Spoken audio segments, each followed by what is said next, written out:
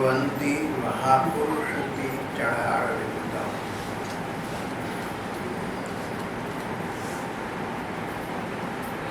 स्वामी ब्रह्मानंद का प्रसंग चल रहा है।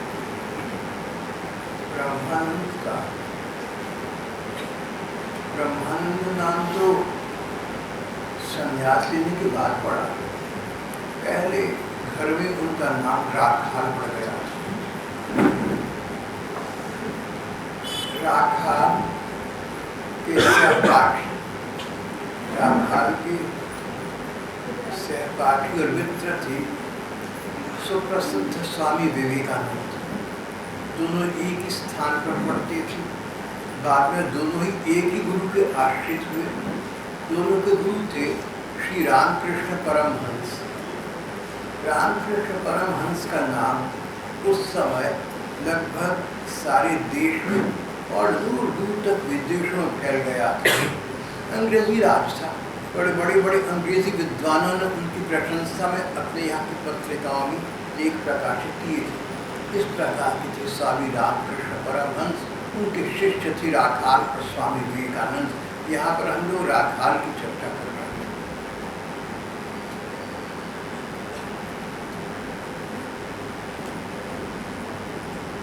राखाल पहली बार रामकृष्ण से मिले। कुछ संस्कार थे पुरानी। दोनों एक दूसरे से आकृष्ट हो गए। इस लड़के को रामकृष्ण ने देखा तो परम अंतरंग परम आत्मीय की भांति पूछ बैठे, क्यों रे तू इतनी देर से क्यों आया? मैं तो तेरे इंतजार करा करता था। लव एट फर्स्ट साइट, प्रथम दृष्टि में एक दूसरे के प्रति अनुराग हो गया, प्यार हो गया।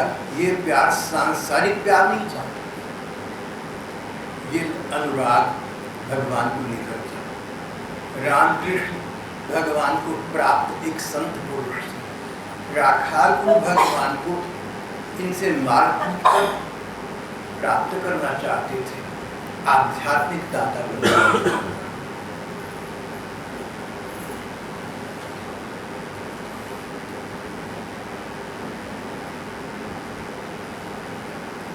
राखाल पूर्व जन्मों से भक्ति भाव के संस्कार लेकर आए थे। संस्कार पहले से थे और तदनुकूल सत्संग अब प्राप्त हो गया। रामकृष्ण परमहंस देव का सत्संग प्राप्त हो गया। ये गुरु शिष्य आपस में मिल बैठते, हरि चर्चा करते, भगवत चर्चा करते, सांसारिक बातचीत नहीं करते थे।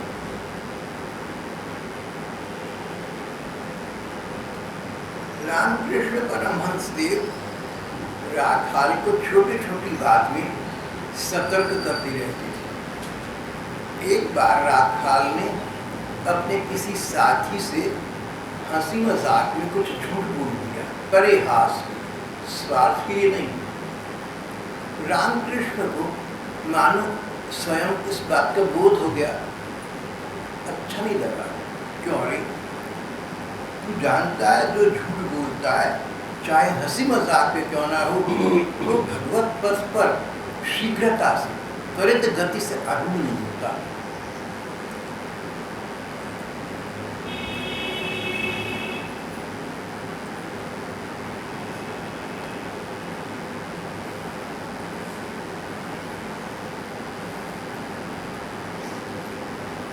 रामकृष्ण परमहंस देव, राखाल और स्वामी विवेकानंद, इन सब लोगों का और श्री रामकृष्ण के अन्य शिष्यों और श्रद्धालुओं का समुदाय सुखपूर्वक उन्नति के पथ पर उत्तरोत्तर बढ़ता गया। पर देखते देखते सुख का समय शीघ्र व्यतीत हो जाता है। देखते देखते 16 अगस्त 1886 आ गया। श्री रामकृष्ण 50 बरस के थे और उन्होंने इस आयु में महाप्रयाण किया। इस असार संसार को त्याग कर अपने साथ तत्व जगत में भगवान के चरण में विलीन हो गए। सारे आश्रम में सूनापन छा गया।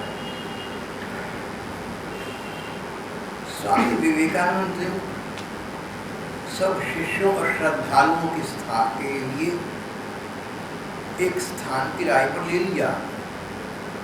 सभी लोग वहां रहने लगे, पर राखाल के पिता सोचने लगे कि राखाल को रामकृष्ण का सत्संग अब प्राप्त नहीं है।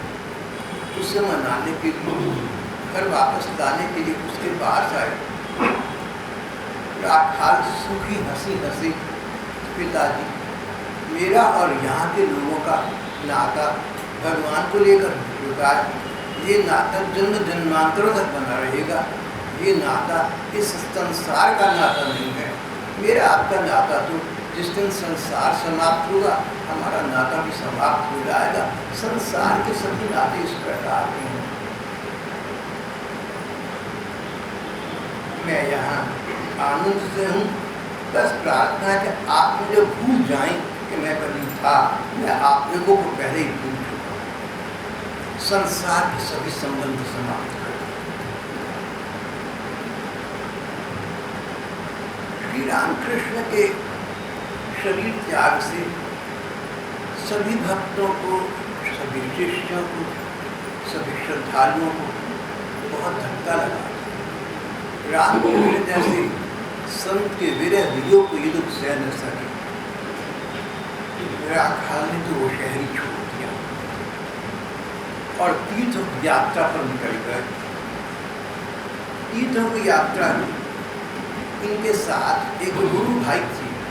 रामकृष्ण के एक अन्य शिष्य थे, सुबोधानंद। राखाल अपने गुरु भाई सुबोधानंद के साथ तीर्थों की यात्रा में उन्हें एक नदी के किनारे का वातावरण आध्यात्मिक उन्नति की दृष्टि से बहुत ठीक लगा। एक दिन वहाँ वृक्ष के नीचे ध्यान कर रहे थे। ऐसा ध्यान लगा, भगवान में ऐसी लौ लगी कि आंखें मिच गई, ध्यानस्थ हो गए, समाधिस्थ हो गए, अंतर हृदय के अंतर सौंदर्य में खो गए। संसार भूल गया, शरीर भूल गया, सब कुछ भूल गया। बस ये रह गए और उनके स्वामी सखा श्री कृष्ण रह गए। इस प्रकार उनकी समाधि की अवस्था 6 दिन तक चलती रही। आश्चर्य, 6 घंटे तक समाधि की अवस्था में रहना साधारण संत महात्माओं के बस का रूप नहीं। और छोटी उम्र के राखाल 6 दिन तक सुबोधानंद की देखरेख में, ठाकुर जी के ध्यान में, भगवान की समाधि की स्थिति में स्थापित रहे, सुखी रहे, संतुष्ट रहे। नर्मदा के तट पर निवास कर रहे थे। कुछ दिन वहाँ रहे, उसके बाद गोदावरी नदी के तट पर आ गए। उसके पश्चात दंडकारण्य पहुँचे। दंडकारण्य जहाँ भगवान राम की अनेक वन्य लीलाएं हुई थी। राखाल की तीर्थ यात्रा, राखाल की तीर्थों के दर्शन करने की शैली साधारण यात्रियों वाली नहीं थी, हम लोग जैसी नहीं थी। जिस तीर्थ पर जाते वहाँ भगवान की जो लीला होती इनके सामने स्फुरित होने लगी।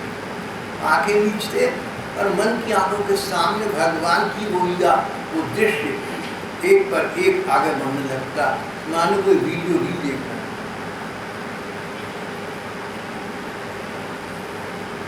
जिस लीला स्थल में जाते उससे संबंधित लीला के दर्शन उन्हें सहज हो जाते।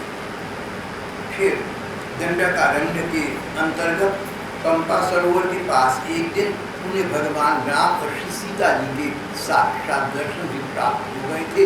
ये भगवत प्राप्त महापुरुष होना है।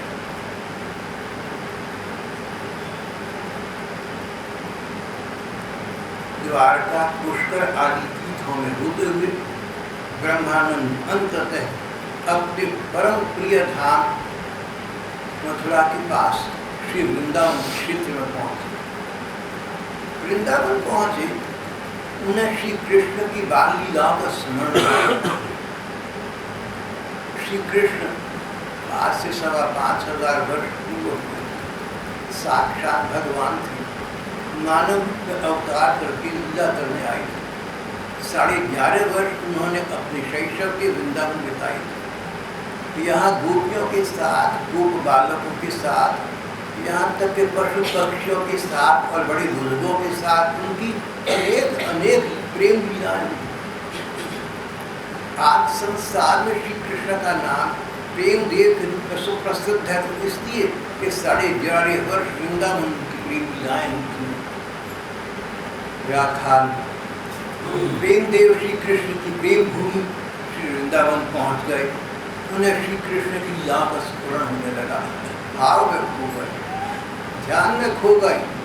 और फिर वही बात, न संसार का बोध रहा, न शरीर का बोध रहा, सर्वोपरि बोध भगवान कृष्ण की लीलाओं का हो गया। व्याख्यान को कभी मन की आंखों से दिखता था श्री कृष्ण अपने ग्वाल बाल सखाओं के साथ यमुना जी के किनारे किसी वन में गऊ बछड़ों को चरा रही हैं, बंशी बजा रही हैं और बाल सखाओं के साथ अनेक प्रकार के खेल भी खेल रहे हैं।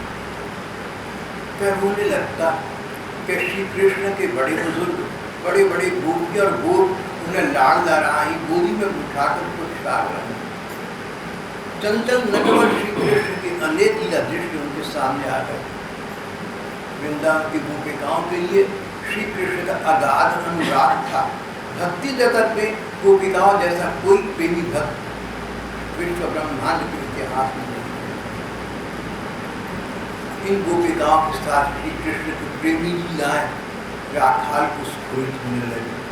देखो, जब तुम किसी तीर्थ में जाओ ना, तो दान दक्षिणा देकर दर्शन करके वापस आ जाओ तो तुमने कुछ भी नहीं करा।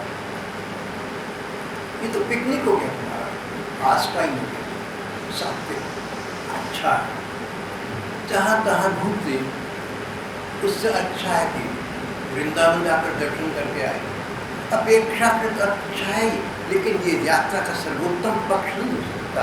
यात्रा का सर्वोत्तम पक्ष जिस स्थान पर गए वहाँ भगवान की जो लीलाएं होती, उन लीलाओं का हमने स्मरण करा, उन लीलाओं का चिंतन किया।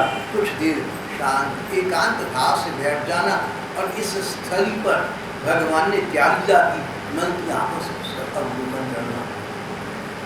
तीर्थ यात्रा का देश विदेश में बड़ा रिवाज है और अच्छा है, लेकिन सर्वोत्तम पक्ष तीर्थ स्थलियों में जाकर वहाँ के अनुरूप भगवान की लीलाओं का चिंतन करना है।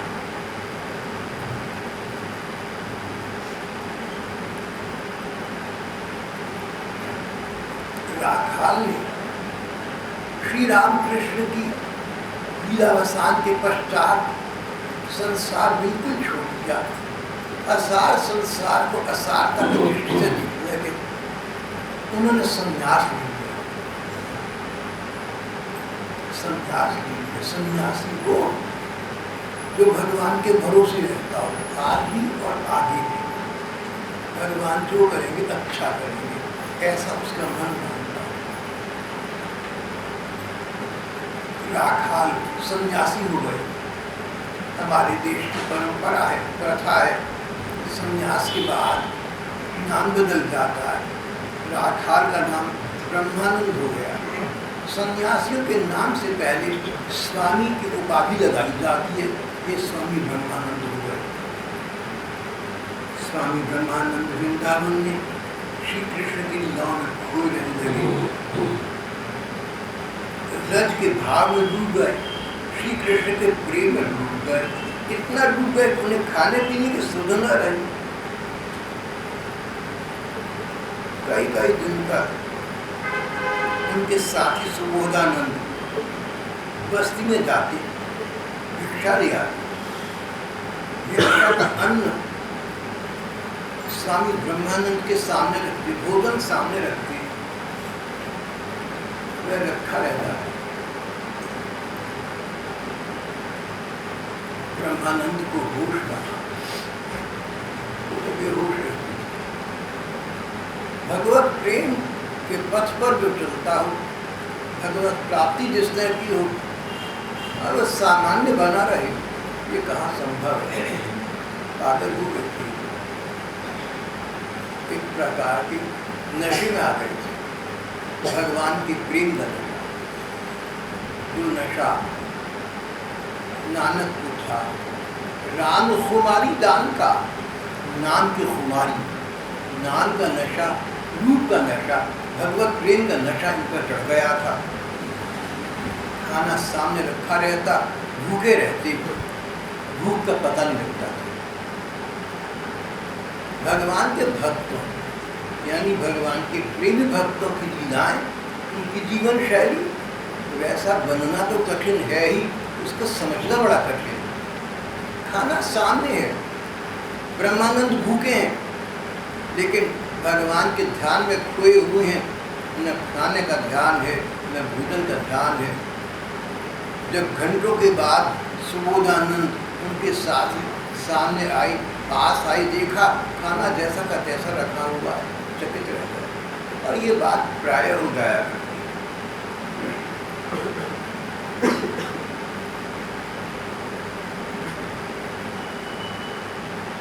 इस दौरान एक बार स्वामी ब्रह्मानंद को इन्फ्लुएंजा हो गया। उस समय विजय कृष्ण गोस्वामी नाथ के एक उच्च कोटि के संत वृंदावन विराज रहे थे। शिक्षा पद्धति की दृष्टि से चिकित्सक के डॉक्टर थे, चिकित्सा का अच्छा ज्ञान था। विजय कृष्ण गोस्वामी ने अपनी चिकित्सा का लाभ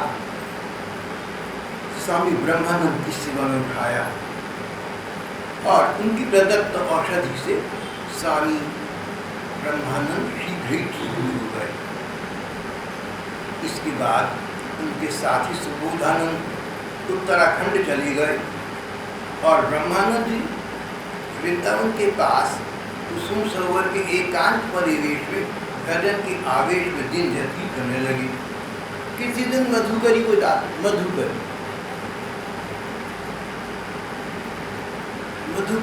भौरे को नहीं, भौरा किसी फूल से किसी फूल से पराग लेता है, अपनी वस्तु ग्रहण कर लेता है। भौरा एक फूल में आसक्त नहीं होता। हमारे देश में सन्यासी का ये विधान है, एक घर से रोज भिक्षा मत करो, नहीं तो तुम्हारी ममता हो जाए। और अनेक सांसारिकताएं बीच में आ जाए। साधु सन्यासी को चाहिए कभी किसी घर से कभी किसी घर से अपने उदर पूर्ति का प्रबंध कर लिया, इसको मधुकरी कहते हैं। भौरे की भांति अलग अलग फूलों से पराग लिए। ब्रह्मानंद की मधुकरी वृत्ति थी, मधुकरी शैली थी।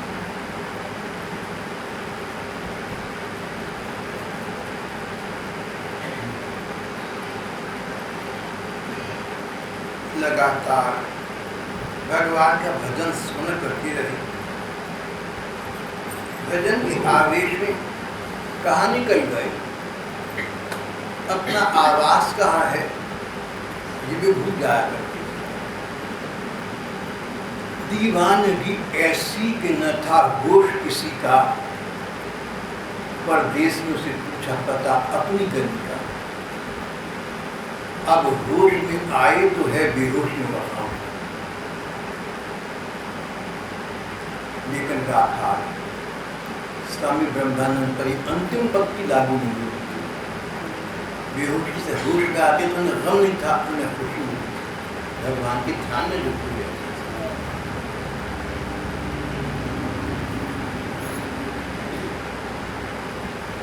भजन में उनका अभिनिवेश बढ़ता गया, पर अपने गुरु स्वरूप स्वामी रामकृष्ण के विनय वेदना उनके हृदय को कभी भी बहुत कष्ट पहुंचा।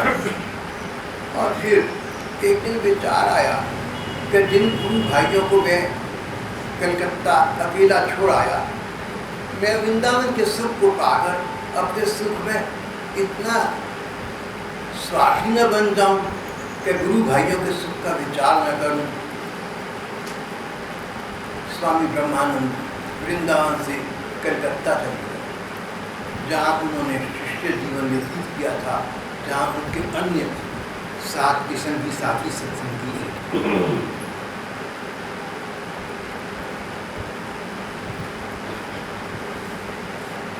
कुछ दिन के बाद स्वामी विवेकानंद का नाम तो आप लोगों ने सुना होगा। विवेकानंद एक बार शिकागो गए, अमेरिका गए थे। फटे हाल, फटे कपड़े, कैसा पास नहीं।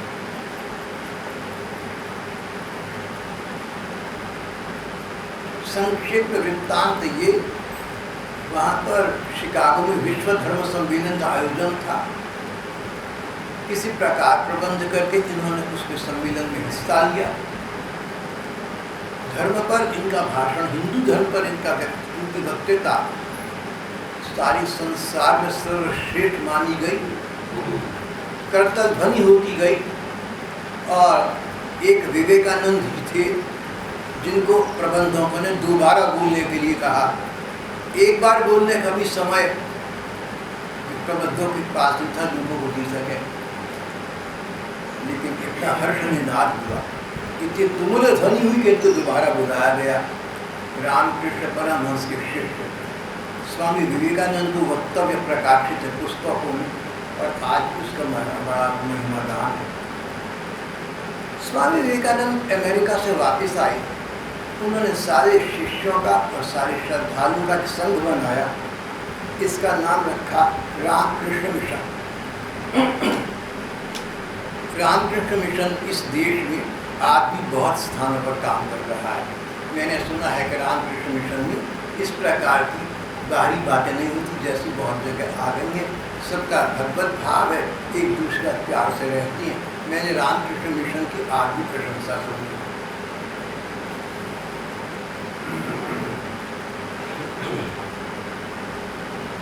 सबने मिलकर स्वामी ब्रह्मानंद को मिशन का मुखिया चुना। स्वामी विवेकानंद ने उनका नाम प्रस्तावित किया, सबने अनुमोदन किया। एक मत से इस मिशन के वो अध्यक्ष बना दिए। वो सत्संगी लोग हैं, भगवत जन हैं, इसे सत्संग में हों, उन्हें पद प्रतिष्ठा नहीं चाहिए। पद प्रतिष्ठा तो दूसरों को नहीं चाहिए, उन्हें मान सम्मान नहीं चाहिए। मान सम्मान तो दूसरों को देना चाहती है। यहाँ यही हुआ था। पर एक स्थान पर आकर एक और तो स्वामी ब्रह्मानंद थे, दोबारा कहूँगा, एक और तो स्वामी विवेकानंद थे, और उनके साथ हेडमास्टर महेंद्रनाथ दत्त थे। दूसरी ओर कुछ अन्य श्री रामकृष्ण के शिष्य वर्ग थे। इन दोनों में एक मतभेद उत्पन्न हो गया। मतभेद आज के युग के अनुरूप रुपए पैसे इत्यादि को लेकर नहीं था। भगवान की प्राप्ति का उपाय क्या है इसको लेकर।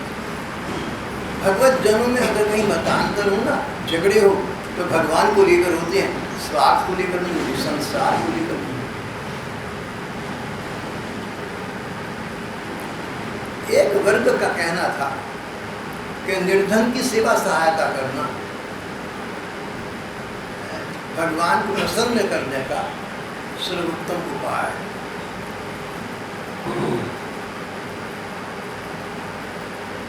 उनका कहना ये भी था कि उनके गुरुदेव श्री रामकृष्ण ने ही उनको ये शिक्षा दी थी, निर्धन मात्र की सेवा सहायता करो, आवश्यकताग्रस्त लोगों की सेवा सहायता करो, भगवान प्रसन्न होंगे, तुम्हें उनकी प्राप्ति होगी। सेवा सहायता से समय अवशिष्ट हो, समय बचे तो भगवान का एकांतिक स्मरण और भजन प्रधानता सेवा। दूसरा वर्ग था जिनका कहना था कि नहीं, भगवान की प्राप्ति भजन और एकांतिक स्मरण से होती। बड़े बड़े पुराने ऋषि मुनि सब छोड़कर वनों में चले जाया करते थे, बड़े बड़े भक्त थे, विरक्त हो गए। हमें भगवान का एकांतिक चिंतन करना है, हमने भगवान का भजन करना है, और गरीबों का भला करना भगवान पर छोड़ दो। हमसे अधिक सशक्त भगवान है, हमसे अधिक उनके साथ सहानुभूति रखने वाली भगवान है। भगवान सबका भला करेंगे। मतांतर इस समय स्वामी ब्रह्मानंद यहाँ पहुँचे थे जब उनके सामने इस प्रकार के मतभेद पर दोनों पक्ष अपने अपने विचार प्रस्तुत कर रहे थे। ब्रह्मानंद अध्यक्ष बन गए थे, लोकप्रिय थे, सबने उनकी ओर देखा। ब्रह्मानंद ने बड़ा संतुलित उत्तर दिया। ब्रह्मानंद जी ने कहा दोनों बार उचित है। कुछ लोगों के लिए समाज की सेवा का मार्ग उचित है, कुछ अन्य लोगों के लिए एक तरफ बैठकर एकांतिक भजन चिंतन का मार्ग उचित है। पात्रता के अनुसार मार्ग का संचयन करें। जैसी तुम्हारी योग्यता है, जैसा तुम्हारा एप्टीट्यूड है, अपनी योग्यता के अनुसार अपने पथ का चयन करो। अधिकांश लोगों के लिए ब्रह्मानंद जी ने कहा सेवा मार्ग उचित है, सबकी सेवा करना और समय जो इसके अतिरिक्त मिले उस पर भगवान का भजन चिंतन करना, उनका ध्यान करना। दूसरा, जो लोग ऐसा कर सकते हैं कि एकांत में बैठे समाज से दूर, जनसंसद से पृथक, इस कोलाहल से कहीं दूर, जो लोग एकांत में बैठकर कम से कम 12 घंटे रोज नाम का जप और रूप का ध्यान कर सकते हैं, कम से कम 12 घंटे रोज। मन इधर उधर विचलित हो जाए, मन को अन्यत्र भ्रमण न करने देना, कहीं अटकना भटकना नहीं। अगर व्यक्ति का मन कम से कम 12 घंटे रोज नाम के जप और रूप के ध्यान में लग सके तो उस व्यक्ति को सेवा मार्ग की नहीं, उसे एकांतिक भजन मार्ग की आवश्यकता है। वो इसके लिए सुयोग्य पात्र है। ये बात वर्ष के सभी लोगों को जच गई और ब्रह्मानंद जी की बात को सबने पूरी पूरी प्रसन्नता के साथ स्वीकार कर।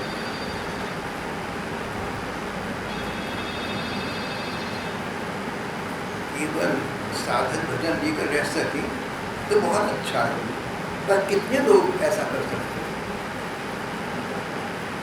तो ब्रह्मानंद जी ने कहा ये समझना भूल है कि सेवा में लगे जप और ध्यान के लिए समय ही रहता है। कुछ भी न करके एक ओर पड़े रहना उनके लिए है जिनमें सोचने विचारने की शक्ति समाप्त हो गई, कहीं भी पड़े रहकर भगवान के चिंतन में लगा रहता है। नहीं तो स्वामी ब्रह्मानंद जी महाराज ने कहा, बोले मैं तीर्थ यात्रा पर निकला, सारे देश की तीर्थों की यात्रा की। मेरा बहुत जगह एक अनुभव हुआ कि जो लोग घर छोड़कर आ गए, संत साधु सन्यासी हो गए, अपने शिष्यों के लिए और श्रद्धालुओं के आश्रमों का निर्माण करने लगे। यानी पैसा चाहिए, अब पैसे वाला गुरु दुखी करो। ब्रह्मानंद जी ने कहा कि जो लोग कर्म छोड़कर, जो लोग सेवा छोड़कर एकांतिक साधन पर भजन करते हैं, उनका भी बहुत सा समय अपनी झोपड़ी का निर्माण करने या आश्रम बनाने, खाना पकाने में निकल जाता है। इसलिए सेवा मार्ग जन सामान्य के लिए अधिक उचित है। भगवान की सेवा समझकर जनता जनार्दन की सेवा करो। और अगर तुम मन के ऐसे स्तर पर पहुंच गए हो कि कम से कम 12 घंटे रोज एकांतिक भजन कर सकते हो, तो बाह्य समाज की आवश्यकता न हो, मन लगा रहे तुम्हारा, भगवान भी लगा रहे, कम से कम 12 घंटे, अधिक हो तो अच्छा। एक सुयोग्य व्यक्ति को ही एकांतिक भजन का मार्ग स्वीकार करना चाहिए। उन्होंने कहा जो लोग सेवा मार्ग अपनाते हैं उनको भी एक बात का ध्यान रखना होगा।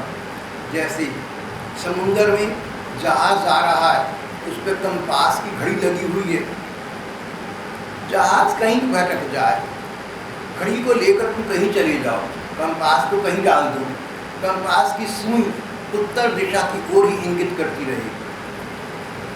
तुम कहीं भी रहो, गृहस्थ में रहो, संसार में रहो, एकांत में रहो, तीर्थ में रहो, जहाँ भी रहो, अगर तुम्हारा मन कहीं भी रहते हुए भगवान में लगा रह सकता है तो तुम्हारा मार्ग उचित है, वो मार्ग कुछ भी हो, provided that the end remains in you. You can approach it by whatever means your circumstances suggest. Mahatma Gandhi ने कहा लक्ष्य स्पष्ट होना चाहिए, उद्देश्य स्पष्ट होना चाहिए, उसके अनुरूप मार्ग चयन कर लेना। मार्ग से क्या है, लक्ष्य प्राप्ति की बात है। ब्रह्मानंद जी ने इसी प्रकार की बात यहाँ कही। मनुष्य का मन सर्वदा ईश्वर की ओर लगा रहे तो उसे किसी प्रकार का भय नहीं होता।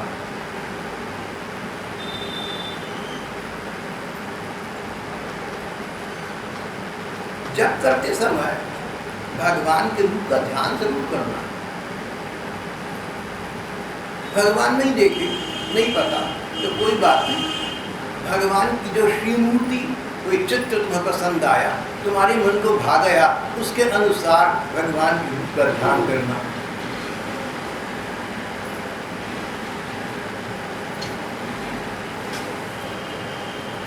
स्वामी जी कहते थे कि भजनानंदी व्यक्ति के लिए एकांतिक भजन करने के लिए बहुत अच्छा समय अर्धरात्रि का सत्यवेद प्रवाह है। रात को 12 बजे के बाद 2 बजे के आसपास बड़े बड़े सिद्ध महात्मा रात्रि के एकांत शांत वातावरण में यत्र तत्र विचरण करती हैं। अगर तुम आधी रात के बाद भगवान का भजन करते हो और तुम्हारा मनोनिवेश, तुम्हारा अभिनिवेश वास्तविक है, ठोस है, तो वे संत महात्मा तुम्हें आकर दिशा दर्शन प्रदान कर सकती हैं। ब्रह्मानंद जी ने कहा मेरे साथ ऐसा हो चुका है। उन्होंने अपने जीवन की इस प्रकार की घटना बनाई।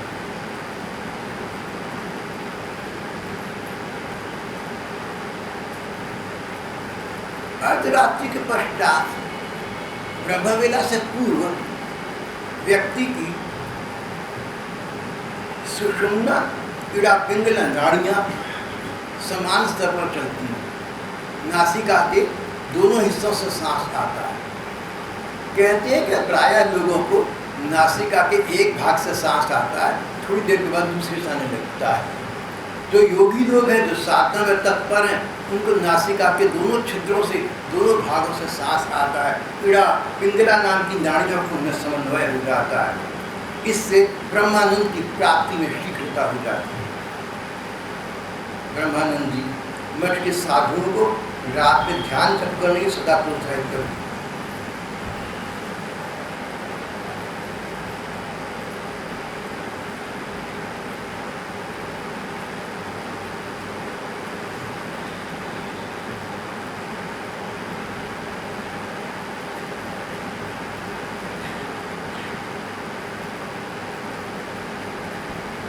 भगवान से जो प्रेम करता है, भगवान की जो सब सांसारिक त्याग कर देता है, भगवान उससे प्रसन्न होते हैं, उस पर विशेष कृपा करते हैं।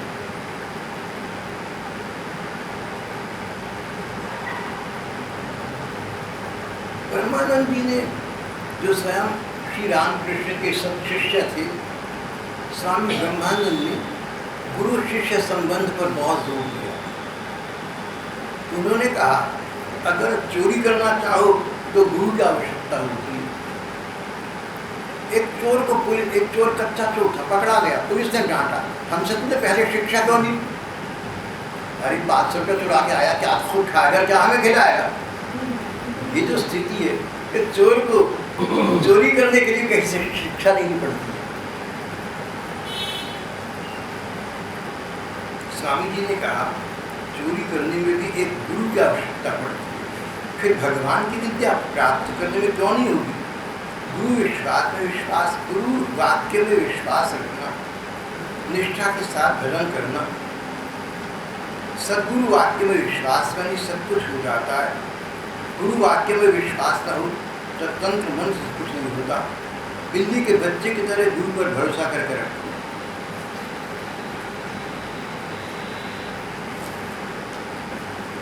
बेटा बाप का हाथ पकड़े तो गिरने का भय रहता है, बाप बेटे का हाथ पकड़े तो गिरने का भय नहीं होता।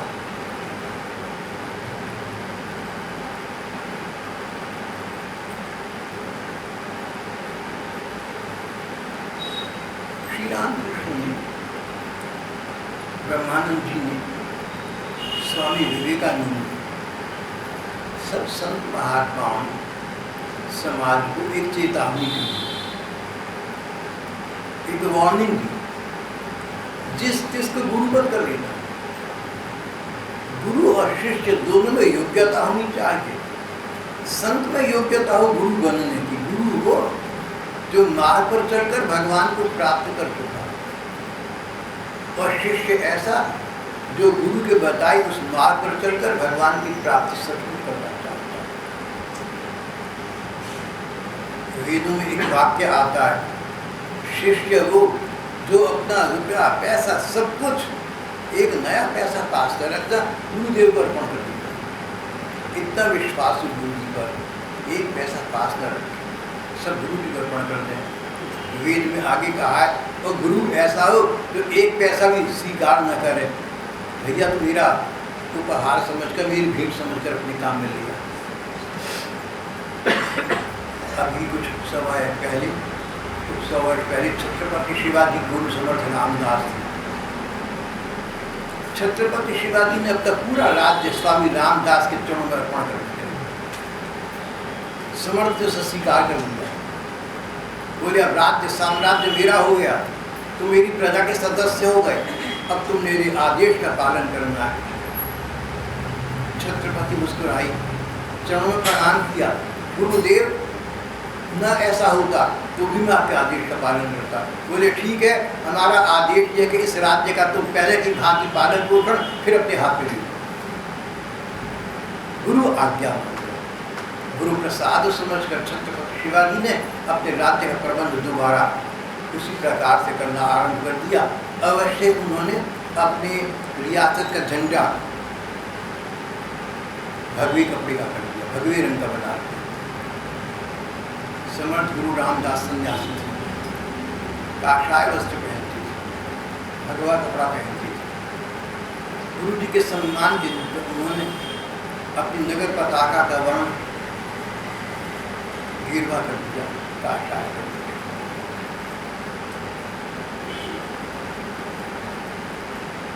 समय अबाध गति से अविरल प्रवहमान था, और इस प्रकार सन 1922 आ गया। सन 1922 आ गया, आजकल 2012 चल रहा है। अगर मेरा गणित ठीक है तो लगभग 80 वर्ष, 90 वर्ष, भाई अगर मेरा गणित अच्छा होता तो मेरे अच्छे नंबर कभी आए होते।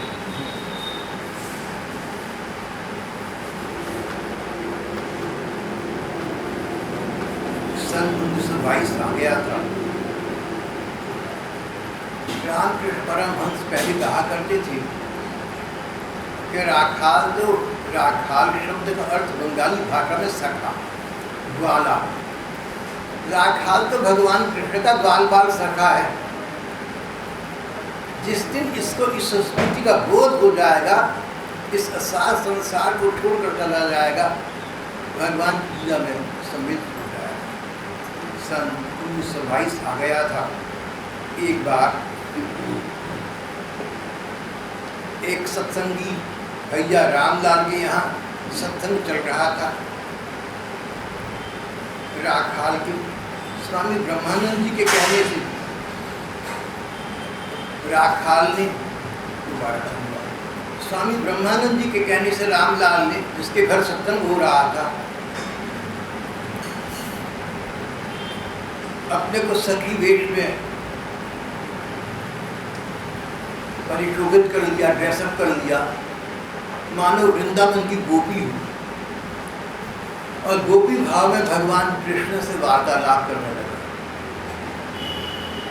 भगवान कृष्ण आज से 5,500 बरस पहले, 11.5 बरस की बचपन की अवस्था तक वृंदावन में गोपिकाओं के साथ उनका अगाध प्रेम संबंध है।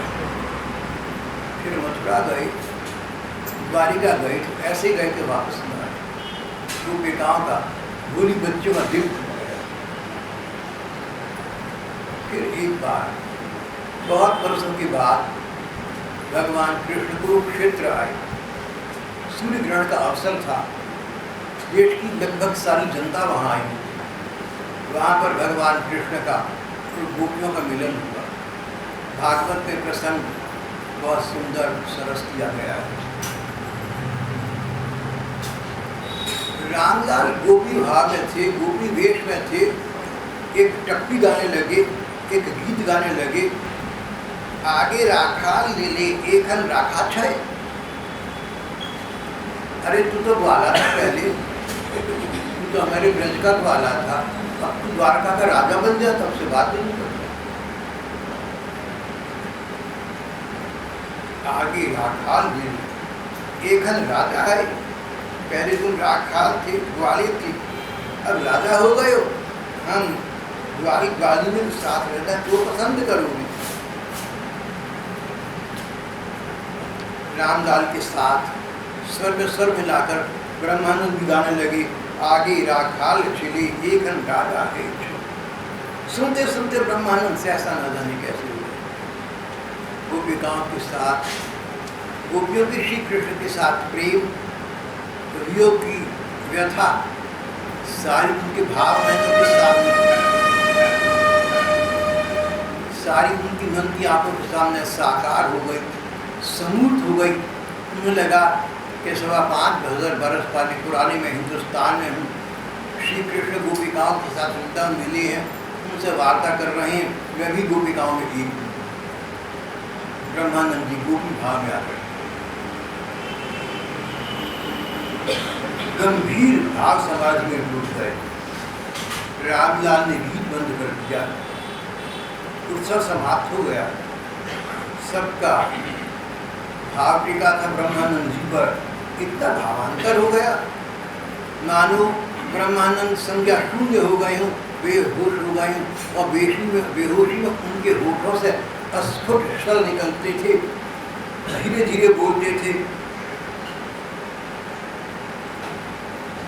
आगे राखाल गिरे एकन राजा भाई छो। अरे तुम तो ग्वालियर तुम्हारे वृंदावन की, अब तुम द्वारका के राजा बन गए, हमसे बात ही नहीं करते। टैगंका जानते हैं आप? PABANCA टैगंका। फेथलेसनेस इन लव, प्यार में बेवफाई, जिसे उर्दू में फिल्मों में कहा जाता है। राखाल गोपी भाव में थे ब्रह्मानंद जी। बोले कृष्ण, तुमने हमारे साथ विश्वास का नाता नहीं निभाया। तुम हमारे साथ वृंदावन थे, तुम ग्वालियर थे, हम भी ग्वालिनी और बाल थे। तुमने आजीवन साथ रहने की बहुत प्रण प्रतिज्ञाएं की थी, आज हम सबको विस्मृत कर गए, द्वारका के राजा जो बन गए। कहती कहती ब्रह्मानंद का भावांतर हो गया, आगे राखाल ले ले एकन राजा है छो। इस पंक्ति में कौन सा जादू था, इसे सुनते ही उनकी दशा हो गई, किसी की समझ में न आया। पर श्री रामकृष्ण के अंतरंग भक्त, जान रहे थे कि उनमें भगवान की व्रज लीला की, वृंदावन लीला की स्फूर्ति हो गई है। वे सचमुच एक द्वारिणी के रूप में, गोपी के रूप में मानव श्री कृष्ण की लीला में सम्मिलित हुए हैं। इसके बाद ब्रह्मानंद शय्यासन्न हो गए, उन्होंने बिस्तर पकड़ लिया।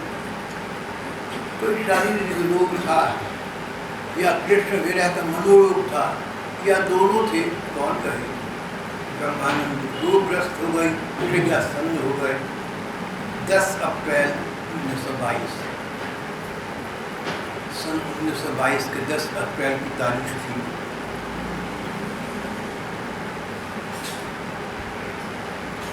संज्ञा शून्य पड़े ब्रह्मानंद ने, राखाल ने, बेहोश पड़े राखाल ने अस्फुट स्वरों में कहा, तुम आ गए कृष्ण, मेरे प्रियवर तुम आ गए।